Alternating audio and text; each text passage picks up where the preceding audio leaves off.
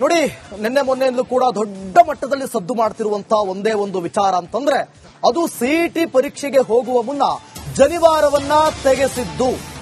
ರಾಜ್ಯಾದ್ಯಂತ ರಾಜಕೀಯವಾಗಿ ದೊಡ್ಡ ಮಟ್ಟದಲ್ಲಿ ಸದ್ದು ಮಾಡ್ತಾರೆ. ಶಿವಮೊಗ್ಗದಲ್ಲಿ ಸಿಇಟಿ ಪರೀಕ್ಷೆ ವೇಳೆ ಜನಿವಾರ ತೆಗೆಸಿದಂತಹ ಪ್ರಕರಣ ರಿಪಬ್ಲಿಕ್ ಕನ್ನಡದಲ್ಲಿ ವಿದ್ಯಾರ್ಥಿ ಪಾರ್ಥ ಎಕ್ಸ್ಕ್ಲೂಸಿವ್ ಆಗಿ ಮಾತನಾಡಿದ್ದಾರೆ. ಜನಿವಾರ ತೆಗೆಸಿದ ಹಿನ್ನೆಲೆ ಮಾನಸಿಕವಾಗಿ ನಾನು ಕುಗ್ಗಿ ಹೋಗಿದ್ದೆ. ಖಾಕಿ ಧರಿಸಿದ ಸಿಬ್ಬಂದಿ ಜನಿವಾರ ಕತ್ತರಿಸಿ ಕಸದ ಬುಟ್ಟಿಗೆ ಹಾಕಿದ್ರು. ಜನಿವಾರಕ್ಕೂ ನಮಗೂ ಸಾಕಷ್ಟು ಧಾರ್ಮಿಕ ನಂಬಿಕೆಗಳು ಇರುತ್ತವೆ.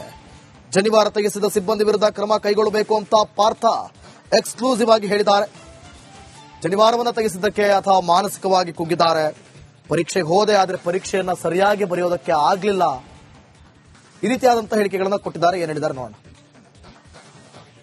ಜನಿವಾರ ತೆಗೆಸಿ ಪರೀಕ್ಷೆ ಬರೆಸಿರುವ ಆರೋಪ ಈಗಾಗಲೇ ಕೇಳಿ ಬಂದಿರುವಂತದ್ದು. ಅದರ ಬೆನ್ನಲ್ಲೇ ಈಗ ಸಾಗರದಲ್ಲೂ ಇಂಥದ್ದೇ ಘಟನೆ ನಡೆದಿದೆ ಎನ್ನುವಂತ ಆರೋಪಕ್ಕೆ ಸಂಬಂಧಪಟ್ಟಂತೆ ಈಗಾಗಲೇ ದೂರು ಸಹ ದಾಖಲಾಗಿದೆ. ಆ ವಿದ್ಯಾರ್ಥಿ ನನ್ನ ಜೊತೆಗೆ ಇದ್ದಾರೆ, ಅವ್ರನ್ನ ಮಾತಾಡಿಸ್ತೇನೆ. ಸರ್, ಏನಾಯ್ತು ಘಟನೆ, ಯಾವಾಗ ಆಗಿದ್ದು ಅಂತ ಹೇಳಿ? ಇದು ಆಗಿದ್ದು 16ನೇ ತಾರೀಕು ಫಿಸಿಕ್ಸ್ ಮತ್ತೆ ಕೆಮಿಸ್ಟ್ರಿ ಎಕ್ಸಾಮ್ ಇತ್ತು. ಅವತ್ತು ಬೆಳಿಗ್ಗೆ ಸುಮಾರು ಒಂದು 10 ಗಂಟೆ ಅಷ್ಟರೊಳಗೆ ಚೆಕಿಂಗ್ ನಡೀತಾ ಇತ್ತು ಎಲ್ಲರಿಗೂ. ನಾನು ಲೈನಲ್ಲಿ ನಿಂತು ಚೆಕಿಂಗ್ ಮಾಡಿಸ್ಕೊಳ್ತಿದ್ದೆ. ಅವಾಗ ಜನಿವಾರ ಒಳಗೆ ಇಲ್ಲಿ ಕಾಣಿಸ್ತು, ಶರ್ಟ್ ಒಳಗೆ ಹಿಂಗೆ ತೆಗೆದು ಇದು ಕತ್ರಿಯಿಂದ ಕಟ್ ಮಾಡಿಸಿದ್ದಾರೆ. ಅಲ್ಲಿ ಅಂದ್ರೆ 2 ನಿಮಿಷ ಟೈಮ್ ಕೊಟ್ಟಿಲ್ಲ ಅವ್ರು, ತಕ್ಷಣ ಕಟ್ ಮಾಡಿಸ್ಬಿಟ್ರು. ಆಮೇಲೆ ಹಾಗೆ ಎಕ್ಸಾಮ್ ಬರ್ದಿದ್ದಾಯ್ತು ಸರ್. ಕಟ್ ಮಾಡಿದ್ರು ಅವ್ರು ತಕ್ಷಣ ಅಲ್ಲೇ. ನೀವೇನಾದ್ರು ಪ್ರಶ್ನೆ ಮಾಡಿದ್ರೆ, ನಾನು ಗೈಡ್ಲೈನ್ಸ್ ಇದೆಯಾ ಈ ತರ ಏನು ಅಂತ ನೀವು ಪ್ರಶ್ನೆ ಮಾಡಿದ್ರ ಅಂತ ಕೇಳಿದೆ ನಾನು. ಅಂದ್ರೆ ರೂಲ್ಸ್ ಅಲ್ಲಿ ಇರ್ಲಿಲ್ಲ ಅದು, ಅದಕ್ಕೆ ಕೇಳಿದೆ ಅವರಿಗೆ. ಅವರು ಇಲ್ಲಪ್ಪ ತೆಗಿಲೇಬೇಕು, ಇಲ್ಲಾಂದ್ರೆ ಎಕ್ಸಾಮ್ ಬರೆಯಕ್ ಬಿಡಲ್ಲ ನಾವು ಅಂತ ಹೇಳಿದ್ರು ಅವರು. ಹಂಗೆ ಮತ್ತೆ ಕಟ್ ಮಾಡಿದ್ರು. ಆಮೇಲೆ ಅವ್ರು ಹೇಳಿಲ್ಲ ಸರ್, ಏನ್ ಕೇಳಿದ್ರು ನಾನು ಹೇಳಿಲ್ಲ, ತಕ್ಷಣ ಕಟ್ ಮಾಡ್ಬಿಟ್ರು ಅವರು. ಅಂದ್ರೆ 2 ನಿಮಿಷ ಟೈಮ್ ಕೊಡಿ ಅಂತ ಕೇಳಿದ್ರು, ಅವ್ರು ಕೇಳಿಲ್ಲ, ತಕ್ಷಣ ಕತ್ರಿ ತಗೊಂಡು ಕಟ್ ಮಾಡ್ಬಿಟ್ಟಿದ್ದಾರೆ ಅವರು. ಅಂದ್ರೆ ಟೈಮೇ ಕೊಟ್ಟಿಲ್ಲ ನನಗೆ, ಯಾರಿಗಾರು ಇನ್ಫಾರ್ಮ್ ಮಾಡೋಣ ಏನಾದ್ರು ಮಾಡೋಣ ಅಂದ್ರು ಟೈಮೇ ಕೊಟ್ಟಿಲ್ಲ ಅವ್ರು ಸರ್. ತಕ್ಷಣ ಕಟ್ ಮಾಡ್ಬಿಟ್ರು ಹೇಳುದು. ಯಾರ ವಿರುದ್ಧ ಕಂಪ್ಲೇಂಟ್ ಕೊಟ್ರಿ, ಏನ್ ನ್ಯಾಯ ಬೇಕು ಅಂತ ಹೇಳಿ? ಅಂದ್ರೆ ಕಟ್ ಮಾಡಿದ್ದು ಸಿಬ್ಬಂದಿ ವಿರುದ್ಧ ನಾನು ಕೊಟ್ಟಿದ್ದೀನಿ ಇವಾಗ. ಮತ್ತೆ ಯಾರು ಆದೇಶ ಮಾಡಿದ್ರು ಕಟ್ ಮಾಡಕ್ಕೆ ಏನಿತ್ತು ಅಂತ ಅದ್ರ ವಿರುದ್ಧ ಕಂಪ್ಲೇಂಟ್ ಕೊಟ್ಟಿದ್ದೀನಿ. ಮತ್ತೆ ಇದು ಇವಾಗ ನ್ಯಾಯ ಸಿಗ್ಬೇಕು ಸರ್, ಅಷ್ಟೇ. ಅದು ಏನಾಗತ್ತೆ ಅಂತ ನೋಡ್ಬೇಕು ಇವಾಗ. ಒಂದು ವೇಳೆ ಮಾರ್ಕ್ಸ್ ಇದೇ ಕಾರಣಕ್ಕೆ ಮಾರ್ಕ್ಸ್ ಕಡಿಮೆ ಬಂದ್ರೆ ಅದಕ್ಕೆ ನೀವು ಪರ್ಯಾಯ ಏನಾದ್ರು ಮಾಡ್ಬೇಕು ಅಂತ ನಿಮ್ಮ ಆಗ್ರಹ? ಹೌದು ಸರ್, ಹೌದು. ಅದಕ್ಕೆ ಅದೇ ಪರಿಹಾರ ಏನಾದ್ರು ಕೊಡ್ಬೇಕು ಅಂತ ಇದು. ಸರ್, ಏನ್ ಹೇಳ್ತೀರಿ ನೀವು ಅಂತ ಹೇಳಿ? ನಾವೇನ್ ಹೇಳೋದು ಅಂದ್ರೆ ಸರ್, ಈಗ ಅದೇ ನನ್ನ ಮಗನಿಗೆ ಭವಿಷ್ಯದ ಬಗ್ಗೆ ಚಿಂತನೆ ಮಾಡಬೇಕಲ್ಲ ನಾವು. ಪ್ರಮುಖ ಒತ್ತಾಯ ಅಂದ್ರೆ ಈ ಬ್ರಾಹ್ಮಣ ಸಮಾಜದಲ್ಲಿ ಈ ಟೈಪ್ ಇದೆಯಾ, ನಾವು ತೆಗಿಬಾರದು, ಆದ್ರೂ ತೆಗಿಸಿದ್ದಾರೆ ನಮ್ಮಲ್ಲಿ. ಹಾಗಾಗಿ ಇದು ಏನು, ಯಾವ ಗವರ್ಮೆಂಟ್ ಯಾವ ರೂಲ್ಸ್ ಏನು ಎಂತ ಅನ್ನೋದ್ರ ಬಗ್ಗೆ ನಮಗೊಂದು ಕ್ಲಿಯಾರಿಟಿ ಬೇಕು.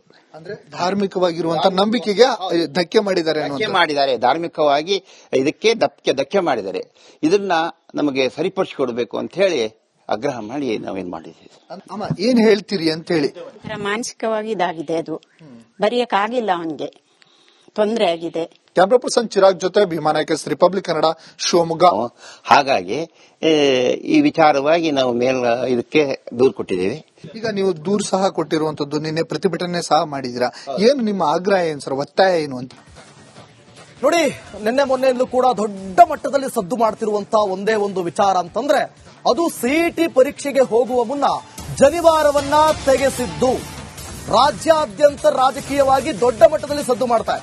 ಶಿವಮೊಗ್ಗದಲ್ಲಿ ಸಿಇಟಿ ಪರೀಕ್ಷೆ ವೇಳೆ ಜನಿವಾರ ತೆಗೆಸಿದಂತಹ ಪ್ರಕರಣ ರಿಪಬ್ಲಿಕ್ ಕನ್ನಡದಲ್ಲಿ ವಿದ್ಯಾರ್ಥಿ ಪಾರ್ಥ ಎಕ್ಸ್ಕ್ಲೂಸಿವ್ ಆಗಿ ಮಾತನಾಡಿದ್ದಾರೆ.